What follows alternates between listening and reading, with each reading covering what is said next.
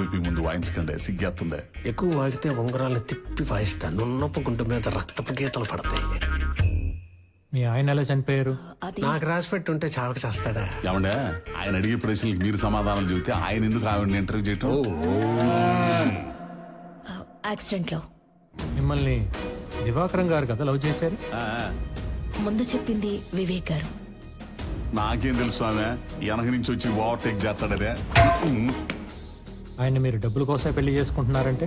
Proposal పెట్టింది ఆయన, నేను కాదు.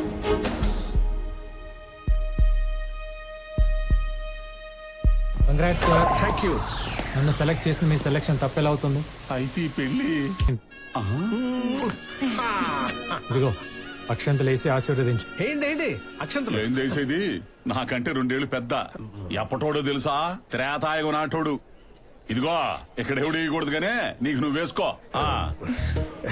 ఆడేంటి వేసేది, మనమే వేసుకుందాం. అమ్మో అమ్మో అమ్మో అమ్మో, వాడన్న మాటలు నువ్వు మనసులోకి తీసేసుకోవాలా? నా లవ్ ఎంత స్ట్రాంగ్ నీకు తెలుసు కదా. ఏంటి ప్రేమను తెగ పొంగిచ్చేస్తున్నారు మీడియా ముందు? అలా రూమ్ లోకి వెళ్ళి పొంగించుకోండి, ఇక్కడెందుకు? అంటే సిస్టమ్ కి కొంచెం ఛార్జింగ్ టైం కావాలి బ్రో. మీ పై మెరుల మీద డౌట్. ఇదేంటి ఇలా వచ్చేసింది? నువ్వు లాగేసావు కదా. అది వీకులే, బోలుడు వయసుందా బొచ్చుకి. వయసు శరీరానికి గానీ మనసుకు కాదరయ్యా. ఈ కథలు మన ఊళ్ళో గేదెలు చెప్పు, నాకు కాదు. మీ శక్తి గురించి తెలిసే డాక్టర్ మస్తాన్ యాదవ్ గారి 6 ఎలిమెంట్స్ తీసుకొచ్చా. ఇది ఒక్కటేసారనుకోండి, అరేబియన్ ఒంటి కూడా ఆఫ్రికన్ గుర్రం లాగా అవుతుంది. అప్పుడు గానీ ఏదో జంతువు వచ్చిందని బర్రను పరిగెత్తదు బయటికి. వెనకేడు పేడ్చావనుకో, నీ గుండు గ్రౌండ్ మీద కబడ్డీ ముందు ఆడాల్సిన గేమ్ ఆడి కప్పు కొట్టు, ఆ తర్వాత జ్యోతి గారి కబుర్లు. మేడం గారు పిలుస్తున్నారు, మీరు వెళ్ళండి. ఎంజాయ్ చేయండి, just go enjoy your self, go. Divakaram ఏంటి అల్లరి? నువ్వు ఆబోయే సామె, ముడ్డిగిల్లు జోలపడ్డం ఇదే. గుడ్డి చూపించి గిల్లమంటే గెలకుండా ఎవరుంటారు? నీతో చెప్పుకున్నాను చూడు, నాది నేను కాల్చుకుని మూతి మీద వాత పెట్టుకోవాలి. ఒకసారి ట్రై చేసి చూడకూడదు? దివాకరం, నా సంగతి సరే, మరి నువ్వు చేసింది ఏంటి? మీ ఇంటి ముందు దిగిన అమూల్యాన్ని మీ సార్ గురించి తెలుసు కూడా ఆయన దగ్గరికి ఎందుకు తీసుకొచ్చా? ఎందుకంటే జాబ్ అడిగింది, అడిగితే ఇప్పిస్తే చేసుకుంటది, నా కళ్ళ ముందే ఉంటది, రోజు చూసుకోవచ్చు అని ఫోటో చూపించా. అంతే, పట్టేసి అడుగుతున్న పోతూ. నీ ఆత్మఘోష దేవుడు కూడా విన్నట్టున్నాడు. గోడ కొట్టిన బంతిలా ఎలా వస్తున్నాడు చూడు మేవాడు. ఏంటి అప్పుడే అయిపోయిందా? అలా వెళ్ళి ఇలా వచ్చేసి అయిపోకుండా ఉంటావా? ప్రశాంతంగా ఉండేస్తాడా మీ బాబు? మా నాన్న ఎప్పుడు వచ్చాడు మీ పెళ్లికి? పెళ్లి కాదయా, నా రూమ్ లోకి. రూమ్ లోకా? అర్థం కలదా? నన్ను చూడాలనుకోగానే కెమెరాలు పెట్టి చూపించేస్తారు మీడియా వాళ్ళు. అంజికాడి కేసు తిరగతున్నాడు. నీకు ఇలా ఓకేనా? ఒరే వివేక్, ఇక్కడ చూడరా. అంజి మిస్సింగ్ కేసులో తెచ్చిన సాక్ష్యాలన్నీ అబద్ధాలని మిస్టర్ సుందరరావు గారి ధర్మాసనం నమ్మడం జరిగింది. కేసుని మళ్లీ అన్ని కోణాల నుండి దర్యాప్తు చేయాలని పోలీసు వారిని ఆదేశిస్తూ సెషన్స్ కోర్టులో హియరింగ్ స్టార్ట్ చేయమని హైకోర్టు ఆర్డర్స్ పాస్ చేసింది. Darling come.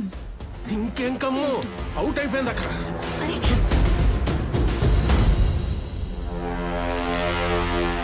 కేసు ఓడిపోయాడు కదా వదిలేసాడు అనుకుంటే ఈయన మళ్ళీ మొదలు పెట్టాడు అనమాట. చూడలకి మీ నాన్న నన్ను కెలుకుతున్నా నువ్వు చూసుకుంటానన్నావని నేను ఆయన ఏమీ చేయకుండా అవుతున్నాను. ఇలాగే గనక ఇంకొంచెం గట్టిగా గిచ్చితే మాత్రం నేను ఊరుకున్న నా అభిమానులు పెట్టే తొడపాసం మాత్రం తట్టుకోలేదు. సార్ నేను అంత దూరం రాణిస్తానా? ఆయన సంగతి రేపు నేను కోర్టులో చూసుకుంటాం గానీ ముందు లోపల మేడం వెయిట్ చేస్తున్నారు, వెళ్ళి ఎంజాయ్ చేయండి. ఏం ఎంజాయ్మెంట్ లావయ్యా? నువ్వు ఇచ్చిన 6 ఎలిమెంట్స్ 6 వేసేసిన ఇరానీ చాయ్లో ముంచి తీసిన ఉస్మానియా బిస్కెట్ లాగా అయిపోయింది బతుకు. తుపుక్కని అంటే లోపల ఇరిగిపోయిందా? కుప్పగొలు శిథిలావస్థలోకి పోయింది. కూలీలు పనిచేస్తుండగానే ఉన్న పళంగానే మొత్తం ఊడి పడిపోయింది. 10 క్రేళ్లు పెట్టిన లేవలైన పొజిషన్ లో ఉంది బిల్డింగ్. చాలా ఆత్మానందం పొందే ఎంక్వైరీలు ఏడు. Order order order order.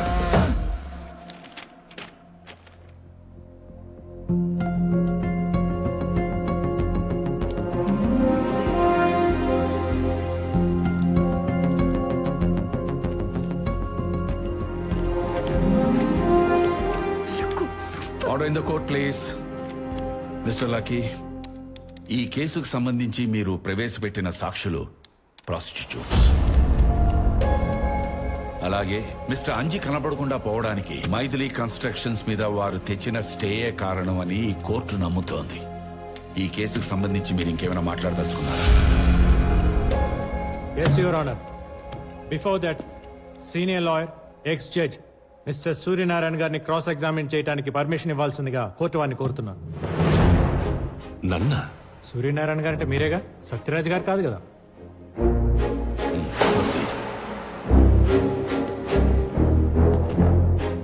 Thank you for you cooperation. Middle class లో పుట్టి కష్టపడి చదువుకునే జడ్జి అయి ధర్మాసనం మీద కూర్చొని తీర్పులు ఇవ్వాల్సిన మీరు కిరాణా షాప్ కి షిఫ్ట్ అయి పప్పు బెల్లాలు అమ్ముకోవడానికి కారణం?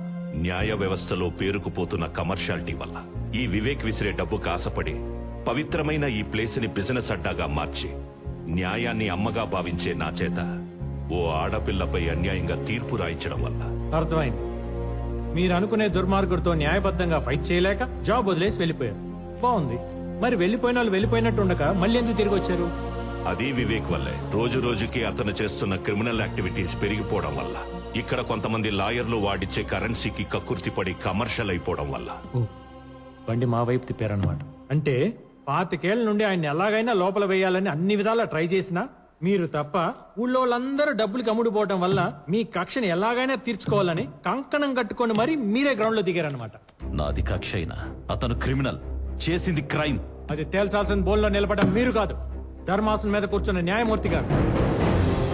విన్నారు కదా యువర్ ఆనర్, ఒకప్పుడు నా క్లయింట్ వివేక్ గారు ఏ తప్పు చేయలేదని ఈయనే తీర్పిచ్చారు. మళ్ళీ ఈయన ఇచ్చిన తీర్పు రాంగ్ అని రిజైన్ చేశారు. తర్వాత నా క్లయింట్ వివేక్ గారి ఎదుగుదల చూడలేక ఎలాగైనా ఇరికించాలని ట్రై చేస్తూనే ఉన్నారు.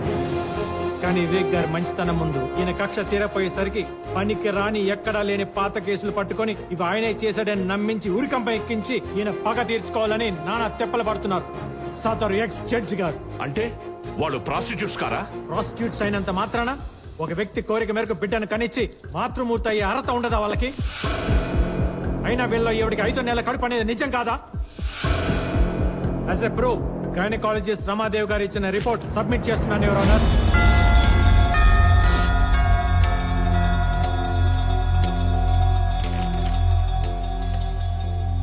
నేను వీళ్ళని తీసుకొచ్చి సాక్ష్యం చెప్పించినప్పుడు కూడా వీళ్ళు అంజీ భార్యలని నేను ఎప్పుడు చెప్పలేదు. అతను కేవలం పిల్లల కోసం మాత్రమే ట్రై చేశాడని చెప్పాను. కానీ ఈయన మాత్రం నిజాన్ని అబద్ధం చేయడం కోసం నా జూనియర్ తో వాళ్ళ కార్ గిఫ్ట్ గా ఇప్పించి తనకు కావాల్సిన సాక్ష్యం చెప్పని ఫోర్స్ చేసి మరీ లాక్కొచ్చాడు. ఇచ్చారు sir.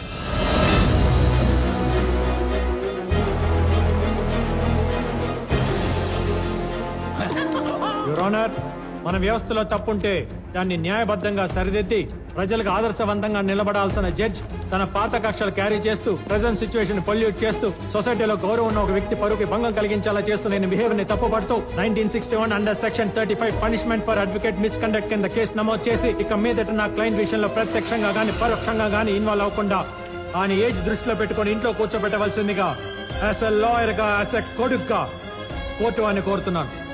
That's all your honour.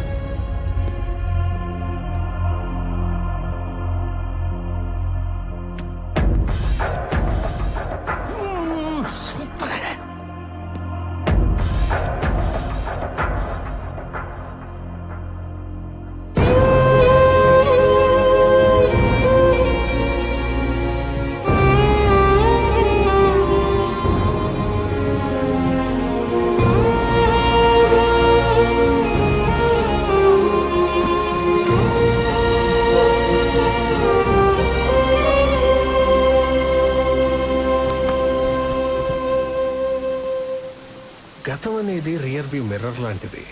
దాన్ని అవసరమైనప్పుడు మాత్రమే చూస్తూ ఎదరికి డ్రైవ్ చేయాలి. దాన్ని చూస్తూ డ్రైవ్ చేసుకుంటూ పోతే యాక్సిడెంట్లు అయిపోతాయి. ఇలాగే అవును నాన్న, ఈ ఏజ్ లో అలాంటి డ్రైవింగ్ నీ హెల్త్ కి మంచిది కాదని నీ లైసెన్స్ లాక్కొని మరీ ఇంట్లో కూర్చోమని చెప్తున్నా. ఓ తండ్రి సేఫ్టీ కోసం కొడుకు చేస్తున్న ప్రయత్నాన్ని పాజిటివ్ గా తీసుకొని ఫీల్ అవ్వద్దని మనస్ఫూర్తిగా కోరుకుంటున్నా.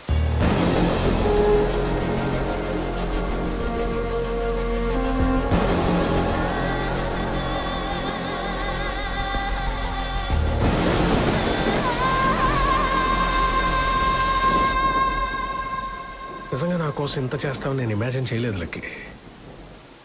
పాప నువ్వు ఎంత సిన్సియర్గా వర్క్ చేసినా ఎక్కడో నీ మీద వచ్చిన డౌట్ ఉండేది. ఎంత డబ్బు కోసమైనా సొంత తండ్రిని భర్త శత్రువులా చూస్తాడా, ఆయన శత్రువునే గెలిపిస్తాడా అని. కానీ నేను రాంగ్ అని ప్రూవ్ చేసావు. నీ కమర్షియాలిటీ ముందు ఎలాంటి రిలేషన్షిప్ అయినా వేస్ట్ అని నిరూపించేసావయ్యా. ఇదిగో నీకు డబుల్ ప్రమోషన్ ఇస్తున్నా. ఆ, రేపు నేను ఎమ్మెల్సీగా ప్రమాణ స్వీకారం చేశాక మంత్రిగా ఛార్జ్ తీసుకోబోతున్నా. నా లాబింగ్కి నువ్వే హెడ్. రెచ్చిపో, కావలసినంత దోచుకుని దాచుకో. Thank you so much sir. Thank you.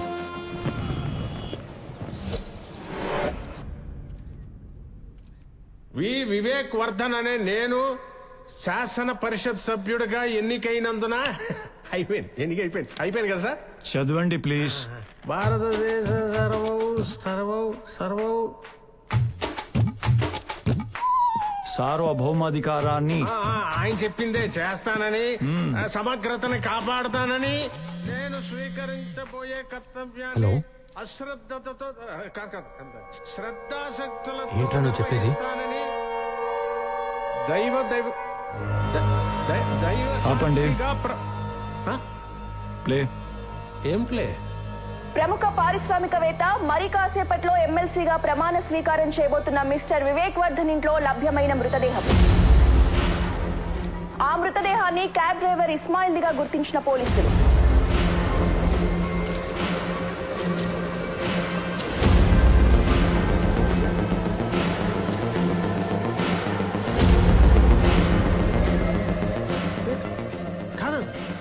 That's your farm house. You should know it, right? No, but ఇతను ఎవరో నాకు తెలియదు సార్. సార్ ఇస్మాయిల్ ఎవరో మా సార్కే కాదు సార్, నాకు తెలియదు. క్యాబ్ డ్రైవర్ అంటే ఖచ్చితంగా ఆ బాడీ మాది కాదు సార్.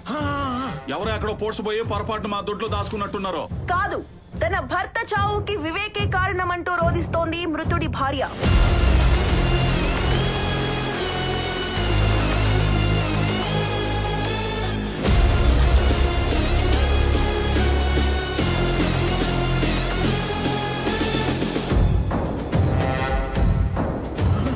రే దివాకరం, ఎవరిని తెచ్చావురా? అమూల్య ఆ సచ్చినోడికి పెళ్ళం ఎలా ఇద్ది? నువ్వు వెళ్ళడుగు. ఉండు దీన్ని పని చెబుతున్నా. కాలివాయ్ She's your wife, right? ఏదో ఇదంతా ఏదోలా ఉంది. ముందు ఈ paper No. Wait. Let her speak. ఆ వివేక్ నా మీద కన్నేసి నా భర్తని కొట్టి చంపి తన్ని పెళ్లి చేసుకోకపోతే నా కూతుర్ని చంపేస్తానని బెదిరించి నన్ను షాదీ చేసుకున్నాడు. లేదు, తన అబద్ధం చెప్తాను సార్. చూడండి, ఆ వివేక్ పిఏ దివాకరం ఫోన్ చేస్తున్నాడు. మీరే వినండి ఏమంటాడో. అమూల్య బురక వేసుకుని ఏం చేస్తుండవు అసలు అక్కడ నువ్వు? నేను అమూల్య ఏంట్రా ఎదవా. మేరా నామ్ శైలా బాను. ఇస్మాయిల్ కా బీవీ హూ మే. బీపీఓ ముందు అర్జెంట్ గా అక్కడి నుంచి వచ్చి రా రా రా. రాకపోతే ఏం చేస్తారా? రాకపోతే చుట్టు పట్టుకుని ఇచ్చుకొస్తారు మా వాళ్ళు, తెలుసునా? మా సార్ దగ్గర ఉంది మామూలు రోడీలు అనుకుంటామేమో, కిరాతకులు ఒక్కొక్కళ్ళు. రమ్మంటావా? రమ్మను. నేను ఇక్కడే ఉంటా. నీకు ఆ వివేక్ గాడికి ఉరి శిక్ష పడే వరకు మే ఏ జగह पे बैठती हूं. ఏంటే తొక్కలో ఒక శవాన్ని పెట్టుకుని ఓ రెచ్చిపోతున్నావో? అటువంటి 20 శవాలను పూడ్చిన చెయ్యిదే. మా సార్ కనుసైకి చేయలే గానీ గడ్డి మేత కోసినట్టు పేకలను కోసి పూడ్చి పెడతా. దివాకరం, నీకు దండం. రేయ్, నీ బెదిరింపులకు భయపడే బేగం కాదురా ఈ శైలాబాను. ఇదిగో బొంబాయి శైలబాను, మర్యాదగా అక్కడి నుంచి రాకపోయావో నైట్ కి మీ ఆయన పూడ్చిన ప్లేస్ లోనే నువ్వు ఉంటావు. సెట్ చేస్తున్నాను సార్, 2 నిమిషాలు ఆగండి. చెప్పు. ఇగో ఆ, మొత్తం పెంట చేసావు. ఏమైందయ్యా ఫోన్ లో సీక్రెట్ గా మాట్లాడుకుంటుంటా? నీ సీక్రెట్ అక్కడ చూడు. చెప్పరా, ఇంకా ఏమేం చేశారో, ఎవరెవరిని చంపారో చెప్పు.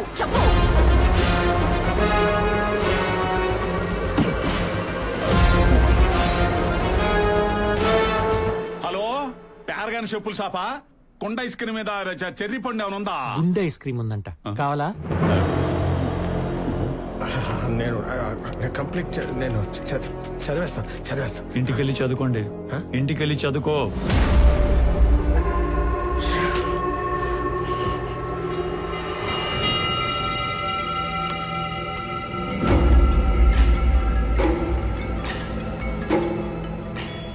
హలో. రే, లైవ్ లో చూడలేకపోయిన నీ మొహంలో రంగులు టీవీలో ఇంకా కలర్ఫుల్ గా కనపడుతున్నాయి. ఇంకా నిన్ను కాపాడడం ఎవరి వల్ల కాదు. నిన్ను కూడా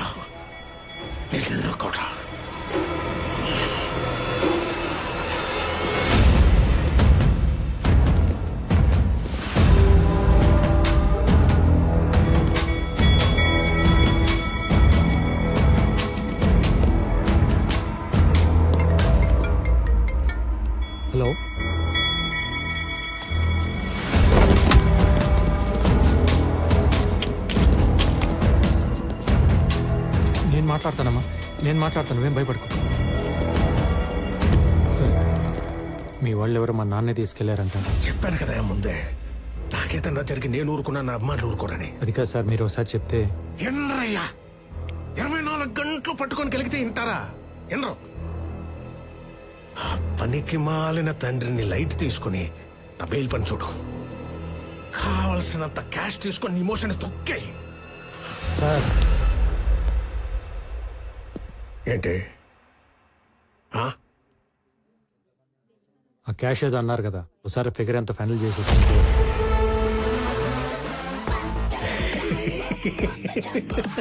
వచ్చావయ్యా.